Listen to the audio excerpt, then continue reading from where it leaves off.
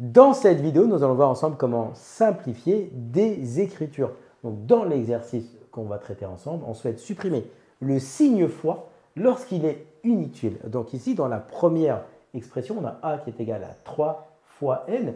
D'après le rappel, eh bien, le signe fois est inutile s'il est situé entre un nombre et une lettre. Donc c'est bien ici notre situation. Donc on peut enlever le fois. Donc on va l'écrire a égale 3n. Si on le fait pour le suivant, on a ici b qui est égal à 5 fois y. Donc ici, le signe fois est bien situé entre un nombre et une lettre. Et donc, on va pouvoir enlever le signe fois. Donc, l'expression b va s'écrire tout simplement 5y. Si on fait le c, eh bien, le c ici, c'est x fois 6.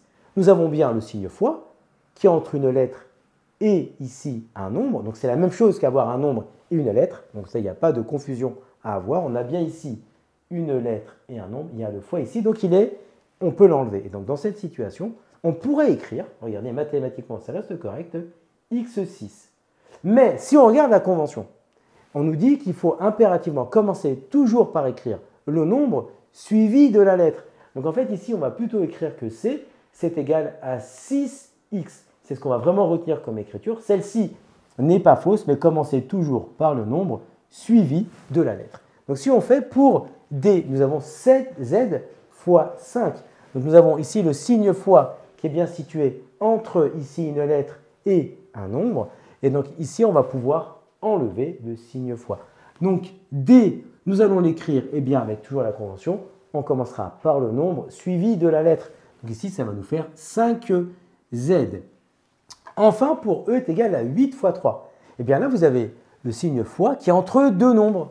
Et bien là, on ne va pas pouvoir enlever le signe fois. Il faut garder l'information. Donc, soit nous laissons l'expression telle qu'elle, 8 fois 3, parce que l'erreur, ce serait de se dire, on va écrire 83, mais ça, c'est totalement faux, parce qu'on peut enlever le signe fois, il est inutile s'il est situé entre un nombre et une lettre, ce qui n'est pas le cas ici. Donc, soit on laisse telle qu'elle, ou alors on fait le calcul, et ici, tout simplement, 8 fois 3, c'est tout simplement 24.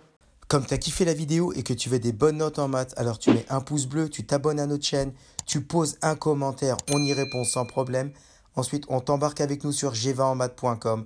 Des exercices corrigés, des détails de ouf avec ça. Plus d'excuses pour ne pas avoir de bonnes notes en maths.